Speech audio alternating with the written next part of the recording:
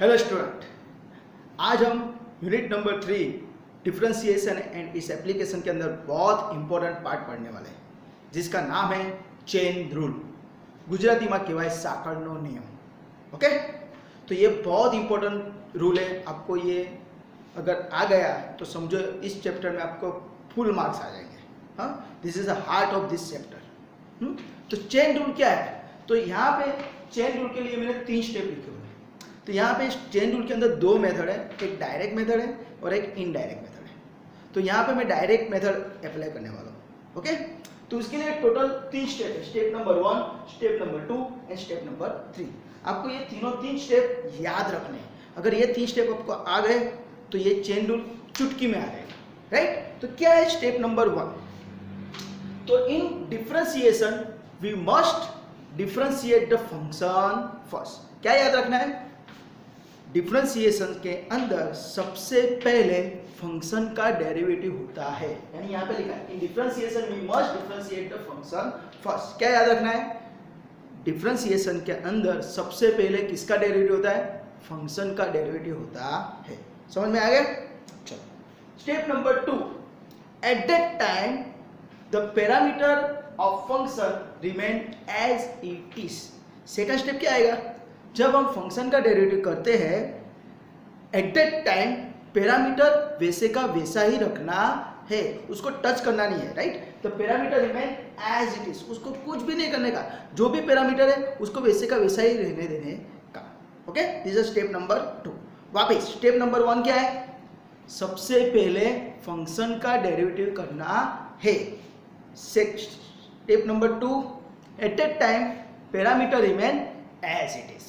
Okay, step number 3, parameter को as it is रखने के बाद after this step 2 the derivative of parameter will be multiply. Right? Step number 3 क्या बोल रहा है कि हमने पैरामीटर को एज इट इज रखा, उसके बाद क्या करना है कि जो भी पैरामीटर है उसका डेरिवेटिव हमको मल्टीप्लाई करना है। तो ये टोटल 3 स्टेप है। वापिस करते हैं। स्टेप नंबर 1, सबसे पहले फंक्शन का डेरिवेटिव होता है। स्टेप नंबर 2 क्या होता है? एट दैट टाइम पैरामीटर वैसे का वैसा ही रहता है। Right? At that time parameter as it is. Step number 3 क्या है कि after this step the derivative of parameter will be multiply. Right?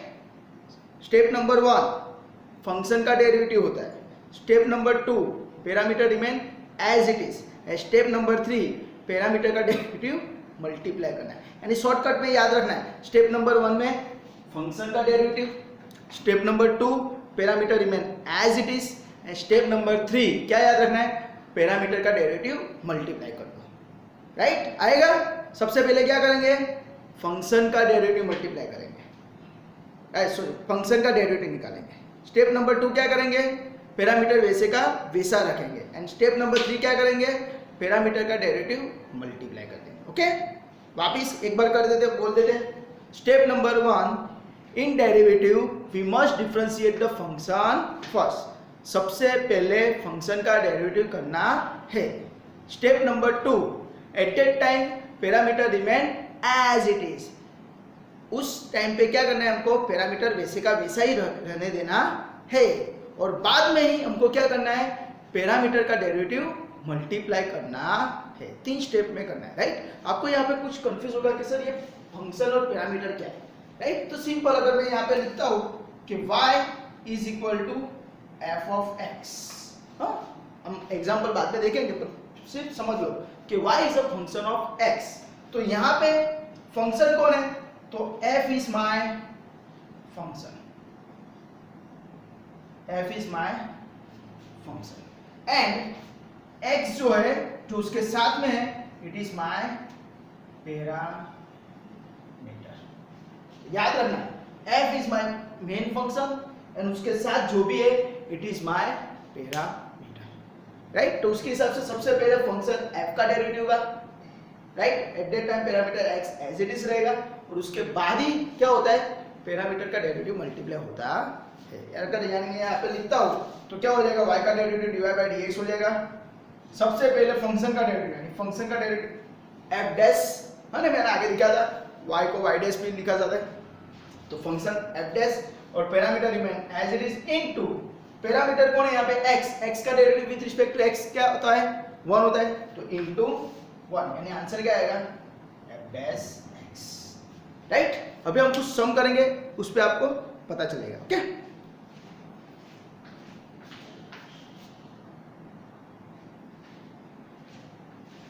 Okay student, चलो अभी हम यहाँ चेन रूल के बेस पे हम एग्जांपल करते हैं, राइट।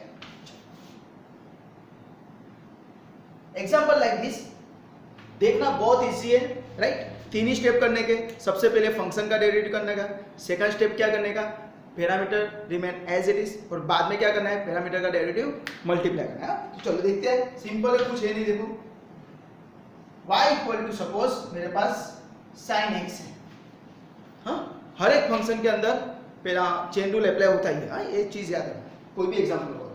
तो यहाँ पे हम देखते हैं तो y is a function of x है, तो y का डेरिवेटिव क्या होगा dy बाय dx। ओके चलो अभी यहाँ पे सर फंक्शन कौन है, तो function is my sine, sine is my function, और साइन के बाजू में जो भी है दिस इज इट्स पैरामीटर, तो पैरामीटर क्या हो गया x। ओके तो चलो सर यहाँ पे हम रूल अप्लाई करते हैं। तो सबसे पहले फंक्शन का डेरिवेटिव होगा, तो what is the derivative of sine, तो मुझे पता है साइन का डेरिवेटिव क्या होता है cos, तो साइन का डेरिवेटिव क्या हो गया cos। सबसे पहले फंक्शन का derivative at that time parameter remain as it is, तो जो भी पैरामीटर है उसको वैसे का वैसा रख दो, राइट। स्टूडेंट क्या करते हैं साइन का cos कर देते हैं और x का 1 कर देते हैं, राइट। ऐसा नहीं करना है, सबसे पहले फंक्शन का डेरिवेटिव होगा यानी साइन का हो गया cos, parameter remain as it is.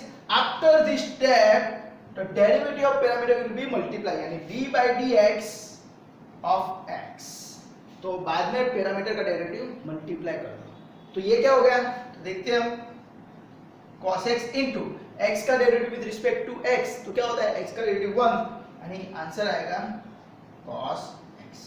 तो y equal to sin x, तो we know that sin x का डेरिवेटिव क्या होता है cos x, राइट। चलो दूसरा एक ले लेते हैं, y equal to sin 2x। चलो आप बोलो सर फंक्शन कौन सा है, तो function is my sine, parameter कौन है तो उसके बाजू में है वो मेरा पैरामीटर यानी 2x is my parameter. Okay तो क्या करना है, सबसे पहले y का डेरिवेटिव लिख दो, y is a function of x, तो y का डेरिवेटिव होगा dy by dx, राइट। बाद में फंक्शन कौन सा है, तो function is my sine, main function कौन है साइन, राइट। तो साइन का डेरिवेटिव क्या होता है, तो साइन का डेरिवेटिव होता है cos। ओके तो स्टेप नंबर 1 सबसे पहले फंक्शन का डेरिवेटिव करना है, in derivative we must differentiate the function first, तो साइन का हो गया cos।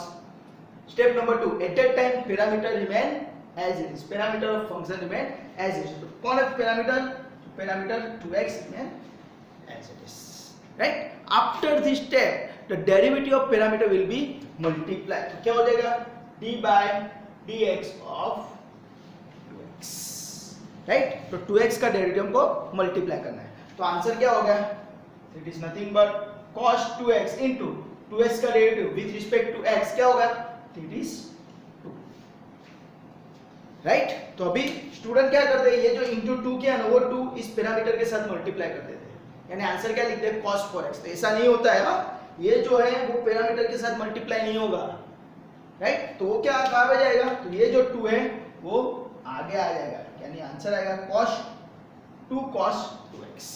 हाँ तो ये 2x के साथ मल्टीप्लाई मत कर देना, ये चीज ऑलवेज याद रखना, बहुत सारे स्टूडेंट यहाँ पे गलती करते हैं। ओके तो ये चीज याद रखना। आप डायरेक्टली भी ये स्टेप लिख सकते हो कि y का derivative dy by dx cos sin 2x का cos 2x into 2 डायरेक्टली भी कर सकते हो। ओके आगे देखते हैं,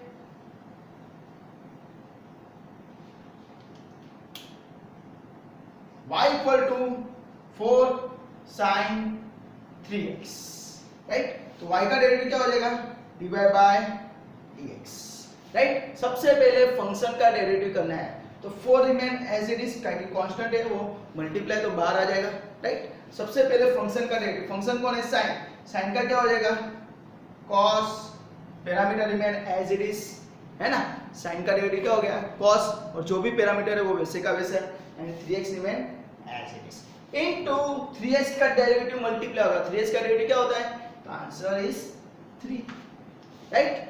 आप वहां पे लिखा होगा D by D x of 3x और बाद में 3 लिखोगे तो भी चलेगा, यहाँ पे आपका एक स्टेप बच जाएगा।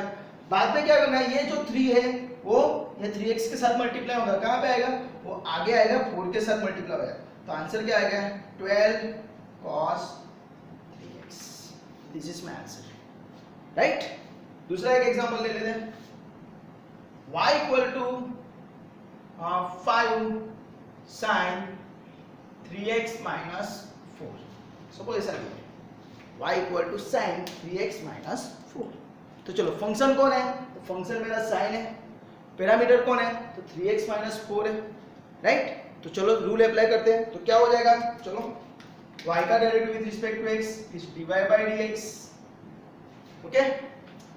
5 एज इट इज, सबसे पहले फंक्शन का डेरिवेटिव करेंगे, तो sin का डेरिवेटिव क्या हो जाएगा, तो cos हो जाएगा, right. Parameter remain as it is, तो पैरामीटर कौन है 3x minus 4 as it is into derivative of 3x minus 4। तो आपको अगर आता है तो 3x माइनस 4 का डेरिवेटिव क्या होगा, 3x का 3 और 4 का 0, यानी आंसर क्या आएगा 3। तो इनटू यहाँ पे डायरेक्टली 3 लिखना है, राइट। अगर आपको कंफ्यूज होता है तो आप यहाँ पे ऐसा बना सकते हो D by D x of 3x minus 4, तो एक स्टेप आपका बढ़ जाएगा, तो क्या हो जाएगा 5 cos 3x minus 4 into 3x minus 4 का 3 इंटू 5, ये 3 आगे मल्टीप्लाई करना ही है कंपलसरी, राइट। तो वो क्या हो जाएगा इज 15 cos 3x माइनस 4। पर याद रखना ये 3 ये पैरामीटर के साथ मल्टीप्लाई होना नहीं चाहिए, राइट। वो कांस्टेंट टर्म है, वो आगे ही मल्टीप्लाई होना चाहिए, राइट। चलो और एक एग्जांपल ले लेते हैं हम, example like this, y equal to 2 sin 7x square plus 1, okay. तो क्या हो जाएगा y का derivative dy by dx, 2 as it is, function sin है और पैरामीटर 7x स्क्वायर प्लस 1 है, तो sin का डेरिवेटिव क्या होगा with respect to x, sin का हो जाएगा cos, right. Parameter remain as it is, तो क्या है पैरामीटर 7x स्क्वायर प्लस 1, समझ में आ रहा है ना आपको, इनटू पैरामीटर का डेरिवेटिव मल्टीप्लाई, तो 7x स्क्वायर प्लस 1 रफ में कर देने का, 7x स्क्वायर प्लस 1 का डेरिवेटिव क्या होगा 14x, तो इनटू 14x। सर अगर मैंने ऐसा एग्जांपल आंसर रख दिया तो चलेगा, नहीं आपका मार्क कटेगा, क्यों, क्योंकि 14x इंटू 2 आगे 2 है, उसको मल्टीप्लाई करना पड़ेगा, राइट। अगर आगे कुछ नंबर नहीं हो रहा आप ऐसा लिखते हो तो इट्स ओके, राइट, और यहाँ पे 14x इंटू 2 करना पड़ेगा, तो आंसर क्या आएगा, it is my 28x cos 7x square plus. समझ में आया। और एक एग्जांपल ले लेते हैं,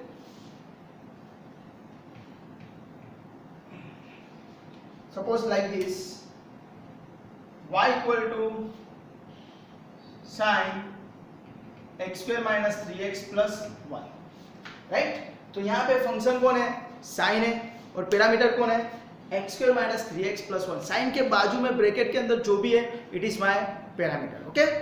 तो उसके हिसाब से हम करते हैं, तो y का derivative dy by dx, right. सबसे पहले फंक्शन का डेरिवेटिव, साइन का डेरिवेटिव क्या हो जाएगा, it is cos, parameter remain as it is, तो पैरामीटर कौन है x square minus 3x plus 1 into parameter का डेरिवेटिव मल्टीप्लाई, तो d बाय dx ऑफ क्या हो जाएगा x square minus 3x plus 1, right. तो उसके हिसाब से क्या हो जाएगा cos x square minus 3x plus 1 into इसका क्या हो जाएगा 2x माइनस 3, पर ये 2 टर्म्स है, जैसा उसको ब्रैकेट कर देंगे, राइट। आपको ये स्टेप डायरेक्ट लिखने की हैबिट करनी पड़ेगी, उसकी प्रैक्टिस करना, तो आपको ये डायरेक्टली स्टेप आप लिख सकते हो, राइट। अगर आप ये 2x माइनस से पीछे रखते तो भी चलता है, और अगर आप उसको आगे लिख दे तो ऐसा 2x minus 3 into cos x square minus 3x plus 1 तो भी चलेगा, तो this is my dy bye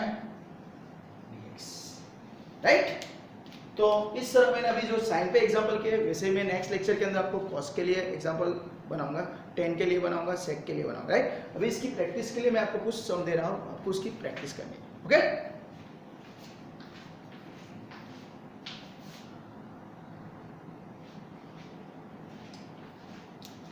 okay student, तो अभी हमने जो चेन रूल पे अभी हमने स्टार्ट किया है, राइट। अगर आपको कुछ भी डाउट है, कुछ भी क्वेरी है, तो आप मुझे कमेंट सेक्शन के अंदर कमेंट करके बोल देना। और उसके बेस पे हमने जो भी एग्जांपल देखे, साइन के बेस पे ही देखे, फंक्शन साइन लिया और उसके पैरामीटर लिया, कुछ अलग अलग, राइट। तो उसके बेस पे यहाँ पे हमने 30 एग्जाम्पल दिए हैं, तो आपको उसकी प्रैक्टिस करनी है। अगर कुछ भी पता नहीं चला किसी भी स्टेप में, तो आप मुझे कमेंट सेक्शन के अंदर कमेंट करके बोल देना। और ये जो 3 स्टेप है, आप उसको रट्टा लगा लो, राइट। और उसके बेस पे यही एग्जाम्पल सॉल्व करने हैं, ओके। और आपको इसके बहुत प्रैक्टिस करनी है, क्योंकि it is a heart of this chapter, okay. Till enjoy, bye, take care.